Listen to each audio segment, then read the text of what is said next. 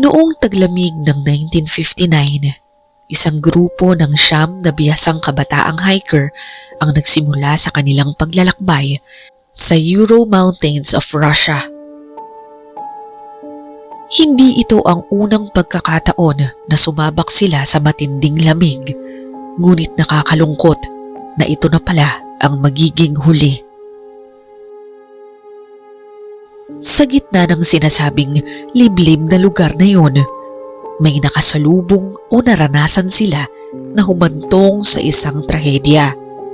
Ikinasawi ito ng buong grupo.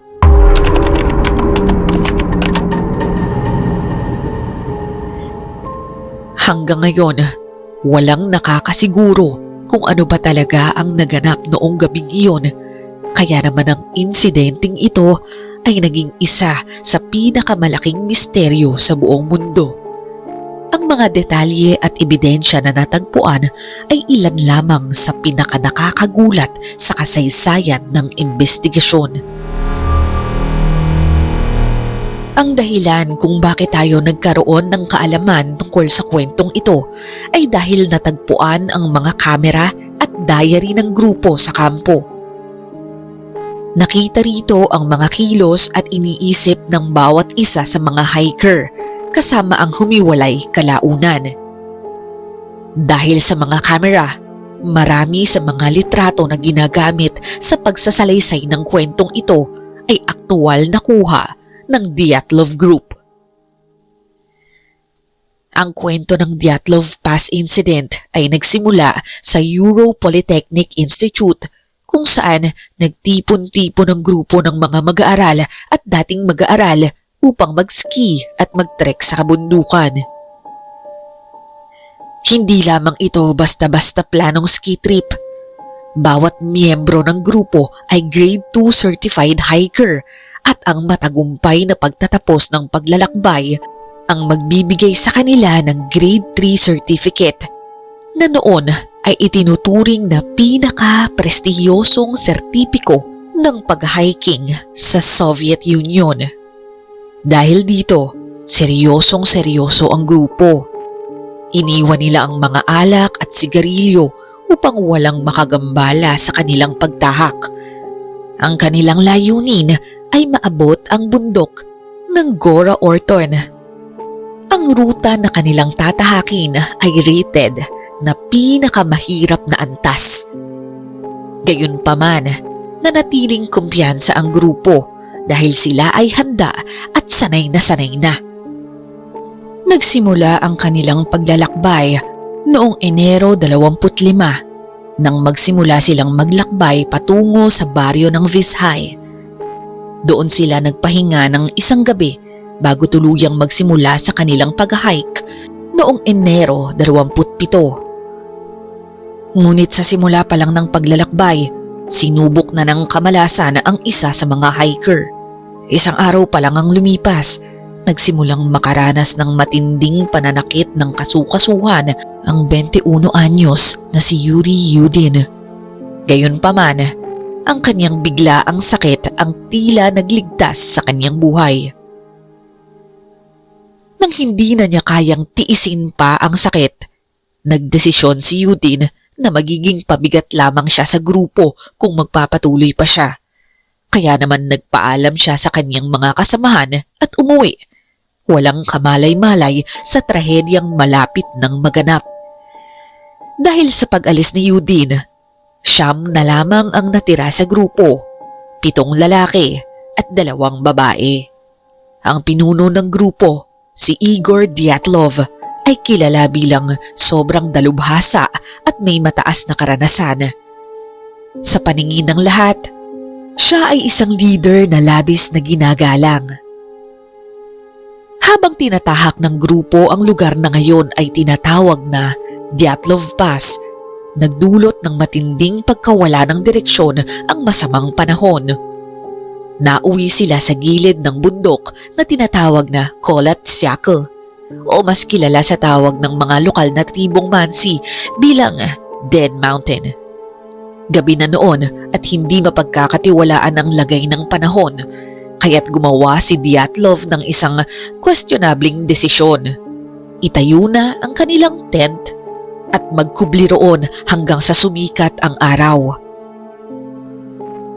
At ang paniniwala ng lahat sa insidenteng yun, wala ni isa man sa mga hikers ang umabot ng umaga.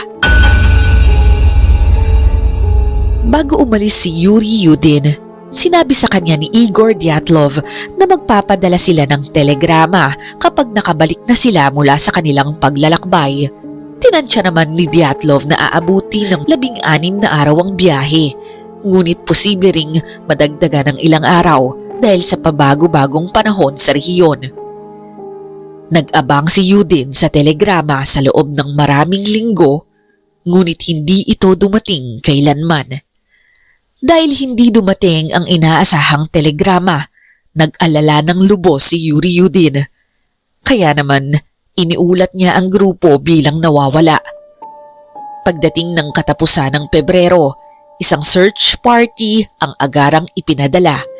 At noon ngang February 26, natagpuan ng search party ang tent kung saan nagpalipas ng huling gabi ang mga hiker. Nang suriin ito, natuklasan ng isang nakakagimbal na detalye. Ang tent ay punit o hiwa mula sa loob ng isa sa mga hiker. Kung iisipin mo, ang mga hiker na ito ay sobrang bihasa at sanay na. Hinding-hindi nila gagawin ang pagsira sa sarili nilang silungan, maliban na lang kung labis silang natakot o sinindak ng kung ano. Ang kondisyon ng tent ay nagpapakita na sadyang hiniwa nila ito upang mabilis na makatakas mula sa isang nakakatakot o delikadong bagay.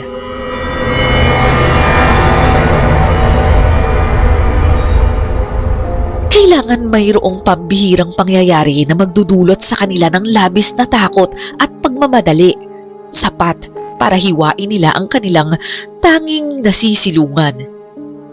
Hindi lang yon. Ang mga hiker ay umalis sa tent ng labis na nagmamadali, kaya't halos wala silang suot na sapatos at walang sino man ang nagdamit ng maayos para sa matinding lamig na umabot ng -30°C. May ilan pa na tumakbo palabas ng tent na nakapanloob o underwear lamang. Ngunit marahil ang mas nakakagulat pa ay ang mga bakas ng paa ng lahat ng 9 na hiker na natagpuan.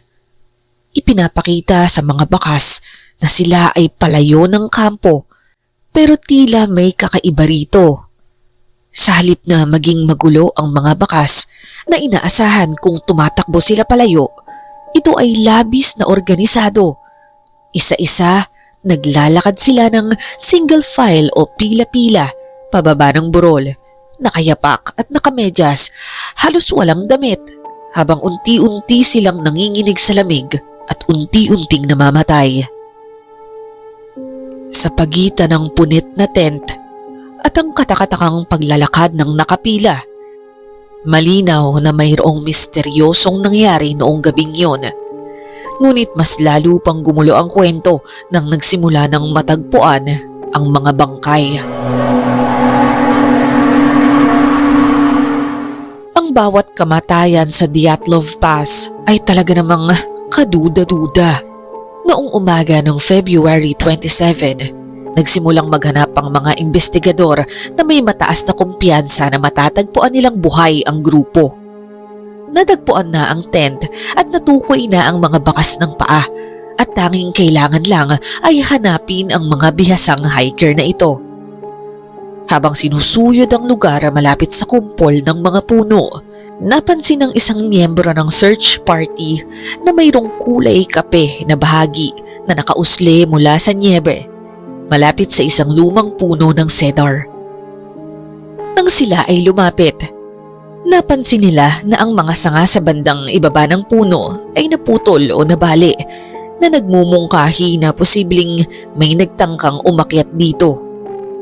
Natagpuan din sa ilalim ng puno ang mga labi ng isang sindihang apoy. At sa tabi mismo ng apoy na ito natagpuan ang mga unang bangkay ng mga hikers. Ang unang hiker na natagpuan ay si Yuro Doroshenko. Siya ay nakatihaya sa niebe. Suot lamang ang isang short-sleeved t-shirt at swimming trunks. Nakasuot siya ng 2 medyas, ngunit walang sapatos. May malaking paso o burn si Doroshenko sa kanang bahagi ng kanyang ulo at sa kanyang paa. Bukod pa rito, may lumalabas na kulay abo na likido o gray fluid mula sa kanyang bibig. Ang kanyang katawan ay punong-puno ng galos at pasa at ang kanyang tenga, ilong at labi ay may dugo. Ang mga pinsalang ito ay sinasabing sariling gawa or self-inflicted dahil sa matinding kirot at paghirap habang literal siyang nagyayelo hanggang sa mamatay. Ang kulay abo na likido na natagpuan sa kanyang bibig ay karaniwang tanda na ang katawan ay nakaranas ng matinding puwersa sa chest cavity o dibdib. Maaaring nagpapahiwatig ito na si Doroshenko ay posibleng nahulog mula sa puno ng cedar o mayroong ibang matinding nagdiin sa kanyang dibdib. Sa kabila ng lahat ng kakatuwang natuklasan, ang opisyal na dahilan ng kanyang pagkamatay ay idineklara bilang hypothermia o ang pagpanaw dahil sa matinding lamig. Ngunit ang detalye tungkol sa kulay abo na likido ay hindi kailanman isinama sa unang ulat. Ang 23 taong gulang naman na si Yuri Krinovichenko ay natagpoang nakahiga sa tabi ni Doroshenko sa ilalim din ng puno ng cedar. Suot niya ang isang long-sleeved t-shirt at isang medyas lamang. Ang kanyang katawan ay maraming pasa at hiwa. May mga paso rin siya sa kanyang paa, binte at sa magkabilang kamay. Pero ang pinaka-nakakagulat ay ang isang bahagi ng kanyang buko-buko or knuckle na natagpuan sa loob ng kanyang bibig. Ipinapalagay na ito ay nangyari habang kinakagat ni Krivonishenko ang sarili niyang buko-buko. Maaring upang mapanatiling gising ang sarili o upang pigilan ang sarili sa pag-iyak sa matinding sakit na nararanasan noon. Ang pagsusuri kalaunan ay nagbunyag na ang 2 unang bangkay ay inilipat pagkatapos ng kanilang pagkamatay. Inilipat daw ng pwesto. Posibleng ang ibang miyembro ng grupo ang nakakita sa kanilang 2 at inayos ang kanilang mga katawan bilang paggalang. Posible rin daw na kinuha ng ibang miyembro ng grupo ang mga damit ng 2 lalaking namatay upang paghati-hatian sa desperadong pagtatangka na manatiling buhay.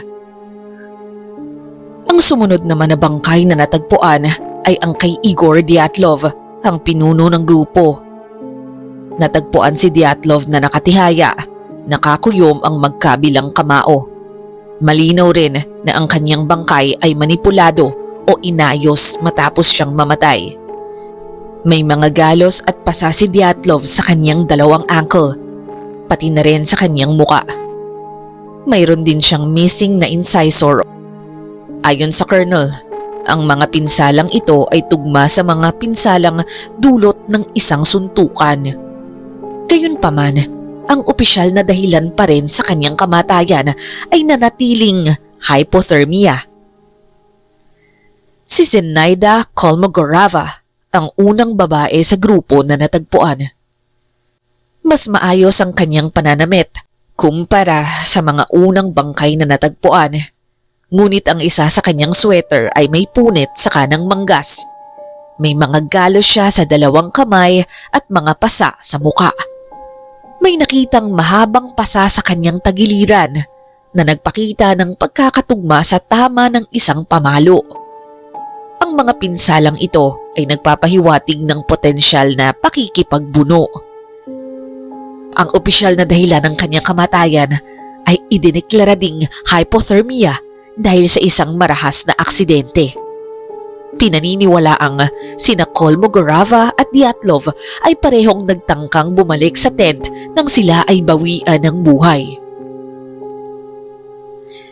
Lumipas pa ang 1 linggo bago natagpuan ang sumunod na bangkay. Noong 5 ng Marso, natagpuan ang 23 taong gulang na si Rustom Slobodin na nakadapa at natatakpan ng niebe. Mayroon siyang internal bleeding sa magkabilang sentido at isang malaking bali o fracture sa kanyang bungo. Hindi malinaw kung ano ang sanhi ng kanyang bali at pagdurugo. Ngunit nagtapos ang mga eksperto na si Slobodin ay nabuhay pa ng halos 1 oras matapos niyang matamo ito. Ayon sa teorya, dahil sa pinsala, labis siyang nahilo kaya naman siya ay bumagsak.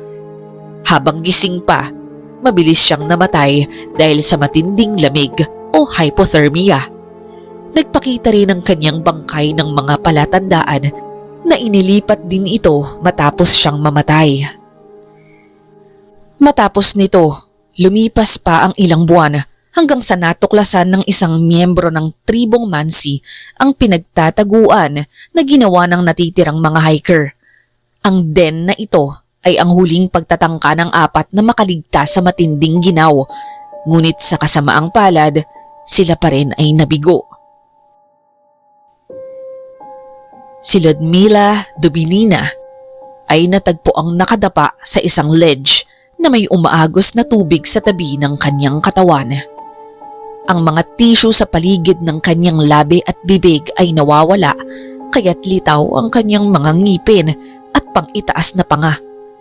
May mga nawawala ring malambot na tissue sa ibang bahagi ng kanyang muka na naglantad sa isang bahagi ng kanyang pisngi. Ang mas nakakagulat pa, 10 tadyang niya ang bali.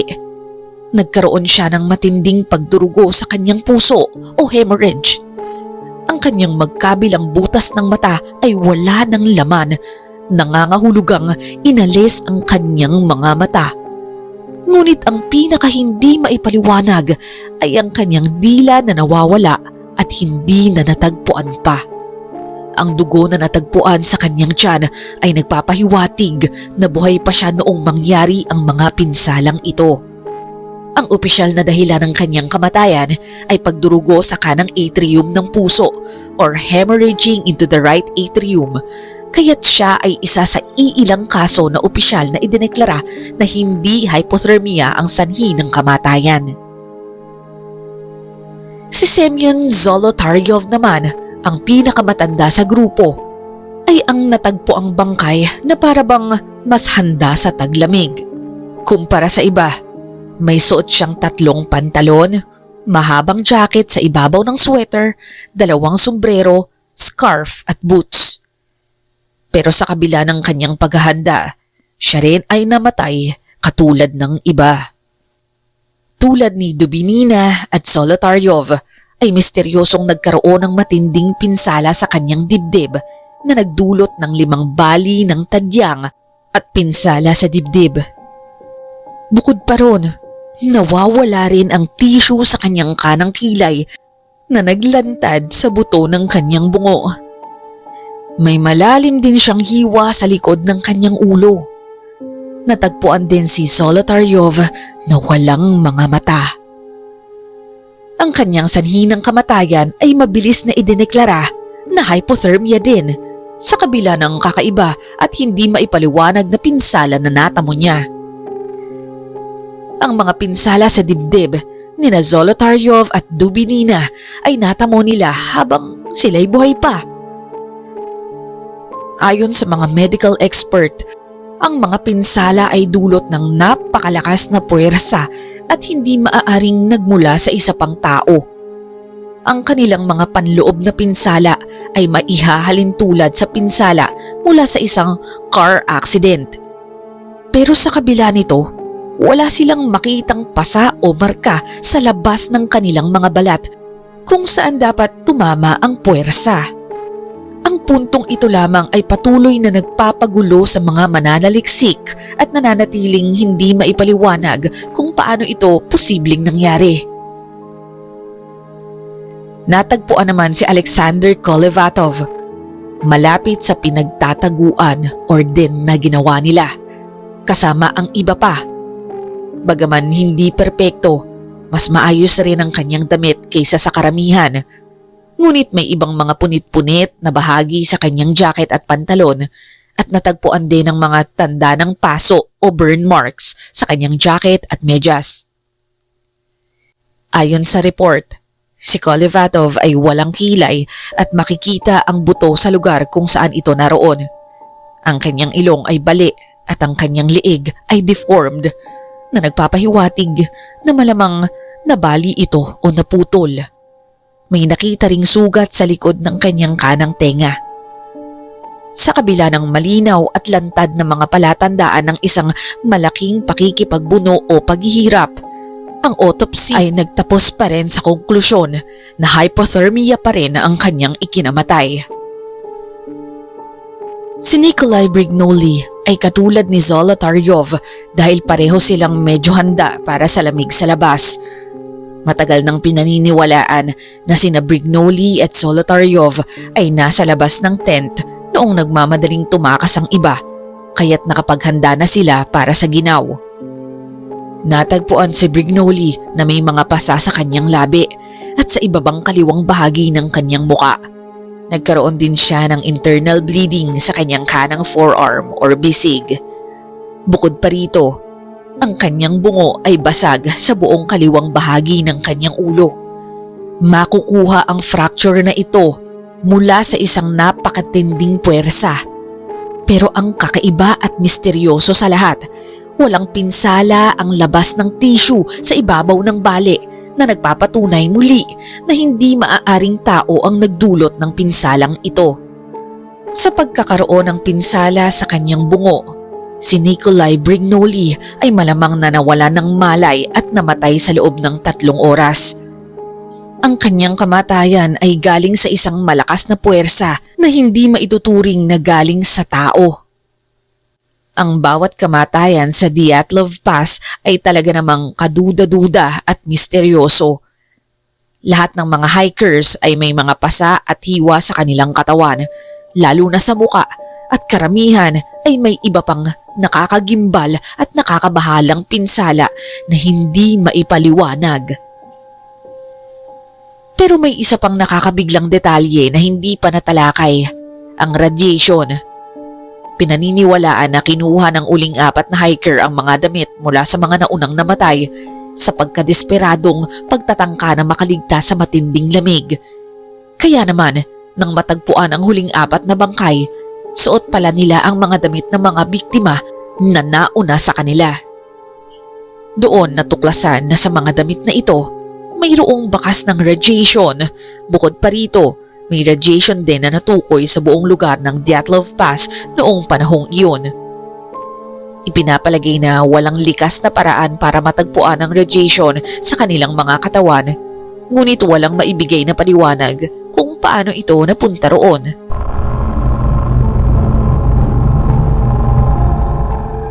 Bakit ito naging misteryo? Kung titignan mo ang mga pagkamatay sa kabuuan, walang bahagi ng sitwasyon ang may sense.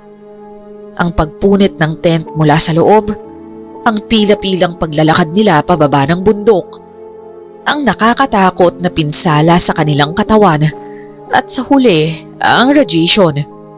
Lahat ay tila ba out of whack o walang sense. Ito ang dahilan kung bakit ang kasong ito ay naging isa sa pinakamisteryosong kaso sa lahat ng panahon. Dahil sa kasikatan nito, libu-libong teorya ang lumabas tungkol sa kung ano ba talaga ang sanhi ng lahat ng ito. Narito ang ilan sa mga pinakapopular na teorya. Isa sa mga pinakaunang teorya na lumabas tungkol sa insidenteng ito ay ang ideya na ang lokal na tribong Mansi ang pumatay sa mga hiker. Tulad nga ng nabanggit, nagdulot ng pagkaligaw ang bagyo kaya napunta ang grupo sa tinatawag na Dead Mountain. Ang bundok na ito ay teritoryo ng mga Mansi at ang teorya ay inatake nila ang mga hiker nang pumasok ang mga ito sa kanilang lupain. Ang mga sumusuportang ebidensya ay ang CHOM. May natagpo ang istrukturang tinatawag na CHOM 200 metro lamang mula sa kampo. Ang CHOM ay pinaniniwalaang isang istrukturang sumisimbolo sa sakripisyo. Maaari bang isakripisyo o pinatay ng mga Mansi ang mga hiker dahil lamang sa pagpasok nila sa teritoryo ng kanilang tribo. Pangalawa, ang lokasyon. Sa mga litrato mismo ng Dyatlov Group, bago sila mamatay, makikita na sila ay tumatapak sa lupain ng tribo na kilalang hindi laging nagpapaunlak ng mga bisita. Posibleng humantong ito sa isang komprontasyon. Pangatlo, dahil mas kilala ng mga Mansi ang lupain kaysa kanino man, posibleng itinago nila ang kanilang mga bakas at ginawa ang mga pagpatay sa isang kakaibang paraan upang hindi kailanman ito maresolba.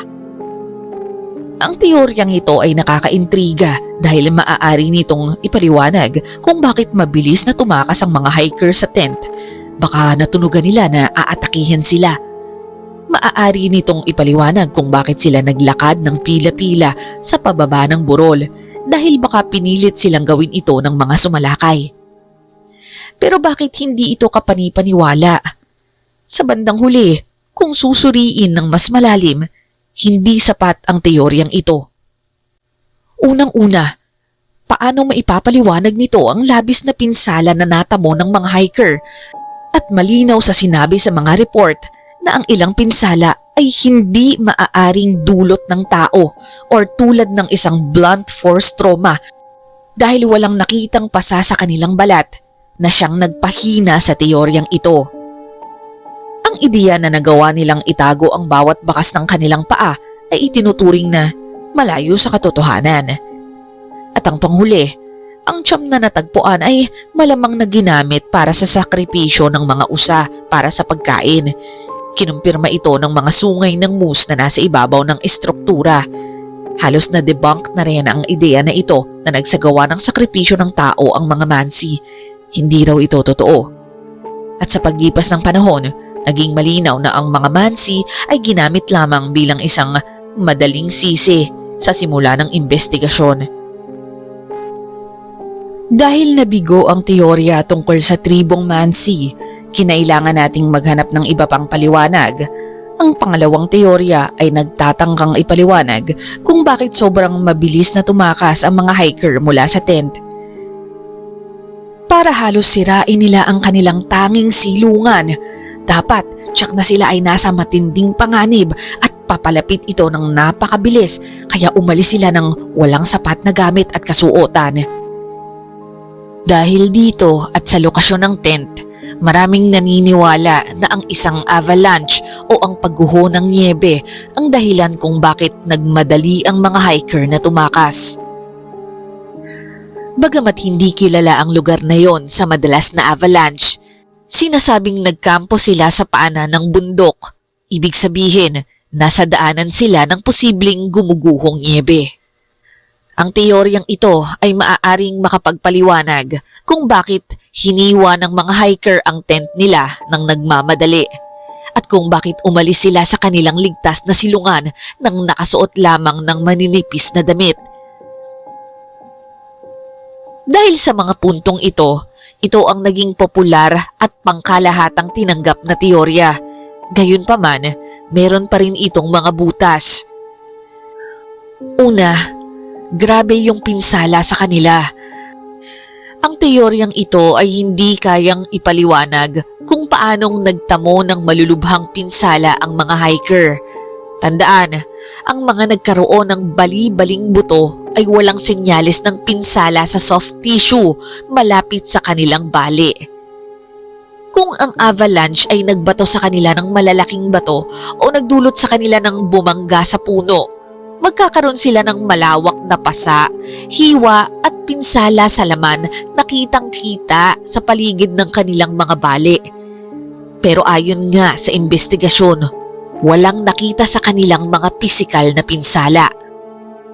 Pangalawa, wala ding kailanmang nakitang senyales o ebidensya na mayroong avalanche na naganap sa lugar ng gabing yun. Kahit imposible itong ganap na patunayan, sumang-ayon ang mga siyentipiko na malamang hindi nga ito nangyari. Sa kabila ng pagiging halos ruled out na ng avalanche, maaari pa rin itong maging bahagi ng problema. Maaaring inakala lang ng mga hiker na may avalanche na paparating.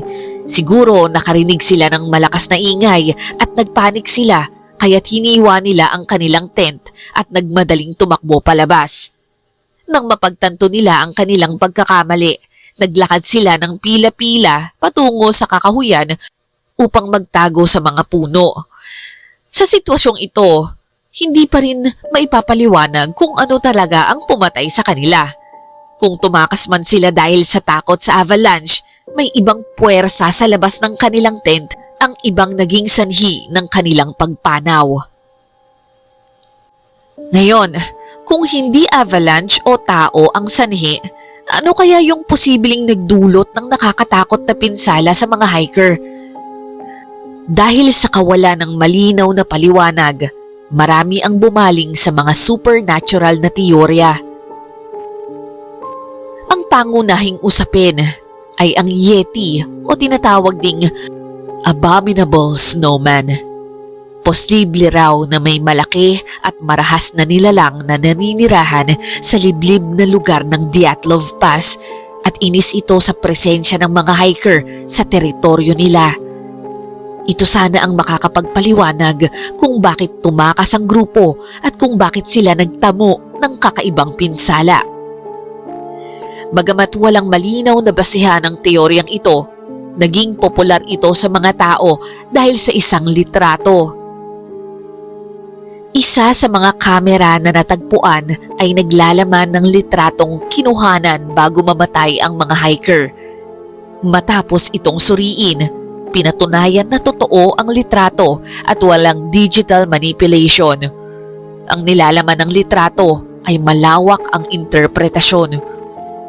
May ilan na nagsasabing mukha raw itong Yeti o isang Bigfoot, habang ang iba naman nanunumpa na mukha lamang itong tao na nakasuot ng pangyebeng kasuotan. Sa kabila nun, kahit mukhang Yeti ang nasa larawan, mahinang ebidensya pa rin ito. Ang pinakamalaking butas kasi, walang bakas ng paa. Walang natagpuang kahit isang bakas man lang ng paa ng naturang nilalang. Bukod doon, radiation. Hindi nito ganap na maipaliwanag ang radiation na natagpuan sa damit ng mga hiker. At dahil sa kawalan ng track at matibay na ebidensya, maliban lamang sa isang litrato, nanatili itong isang teorya lamang. Isa pang sikat na supernatural na teorya ay ang ideya daw na alien ang may kagagawa ng pagkamatay ng siyam na hiker. May mga ulat na may nakakita ng maliwanag na ilaw sa kalangitan sa itaas ng Dyatlov Pass noong gabi ng insidente. Sinasabi ng mga lokal na mangangaso ng Mansi na ang mga ilaw ay parang kumikinang na spheres na tumutugma sa deskripsyon ng mga modern UFO. Natagpuan sa katawan ni Semyon Zolotaryov ang isang kamera na labis na nasira ng tubig. Sa kabila ng matinding pinsala matapos maibabad sa lamig ng 3 buwan, na-develop pa rin ang film nito na nagpakita ng isang kakaibang bagay. Sa kabila ng water damage, tila ipinapakita ng mga litrato na kuha ni Semyon Zolotaryov na kinukunan niya ng larawan ang isang uri ng light form o hugis ng liwanag sa kalangitan. Bagamat maaaring dulot lamang ito ng pinsala ng kamera, naniniwala ang mga taga-suporta ng UFO theory na ito ay palatandaan na kinukunan ni Zolotaryov ng litrato ang mga UFO bago raw sila tumakas. Posibleng ang hindi matukoy na light form na ito ay lumapit sa mga hiker, dahilan para sila ay tumakas. Ang mga popular na paniniwala rito ay ang UFO ang nagdulot ng matinding takot at pagmamadali na nagpaliwanag sa pag-iwan nila sa tent at sa radiation. Maaari ding nagdulot ng trance o pagkawala sa sarili ang UFO sa mga hiker, kaya naglakad sila ng pila-pila pababa ng bundok. At sino ang makakapagsabi kung anong uri ng sandata o puwersa mayroon ng mga alien? Posibleng inatake ng mga alien ang ilan sa mga hiker at pinatay sila gamit ang kakaiba nilang teknolohiya na siyang makakapagpaliwanag ng kakaiba at misteryosong pinsala sa kanilang mga katawan. Dahil sa sobrang kakaiba ng mga pangyayari sa Dyatlov Pass, marami ang nagsabing ang dahilan daw ay isang psychological occurrence na nangyari sa mga hikers. At ang isa nga sa mga unang naisip ay ang paradoxical undressing. Ito ay isa sa phenomenon kung saan ang isang taong may hypothermia o matinding lamig ay nakakaramdam na parabang sobra siyang naiinitan. Dahil sa burning feeling na ito, tinatanggal niya ang lahat ng damit niya para lumamig, na syempre mas makakapagpabilis sa kanyang pagpanaw. Ito ang unang inakala nilang dahilan ng kamatayan dahil ipinaliwanag nito kung bakit marami ang walang damit. Maaari ring ang matinding epekto ng hypothermia ang nagdulot sa kanilang mag-hallucinate o makarinig ng mga ingay, kaya tumakas sila sa hindi maipaliwanag na dahilan. Pero mayroon ding butas ang teoryang ito. Una, ang huling 4 na hiker ay nanguha pa ng damit mula sa mga naunang namatay para magpainit at may apoy pa na natagpuan. Naghahanap sila ng init taliwas sa paradoxical undressing. Pangalawa at pinakamalaking butas, hindi rin nito kayang ipaliwanag ang matinding pinsala at bali na tinamo ng mga hiker. Yun talaga yung pinaka nahihirapan silang ipaliwanag. Isa pang psychological theory ang ideya na ang hangin sa paligid sa Dyatlov Pass ay lumidikha daw ng ultra-low frequency wind na kilala bilang Kármán Vortex Street. Sinasabing ang napakababang frequency na ito ay nagdudulot ng panic attack sa mga nakakaranas nito. Kaya baka narinig ito ng mga hiker, nagpanik at kaya sila tumakas palabas ng tent. Pero hindi pa rin ito sapat para mapaliwanag ang kalubhaan ng pinsala ng mga hiker. Mahirap paniwalaan ang teoryang ito dahil sa dami nila. Ang idea kasi na lahat ng siyam ay makakaranas ng parehong psychological na kababalaghan at lahat sila ay kumilos sa parehas na paraan ay parang walang sense. Parang imposibleng lahat sila ay pare-parehas ang gagawin at wala man lang kahit isa na maiiba ang resulta.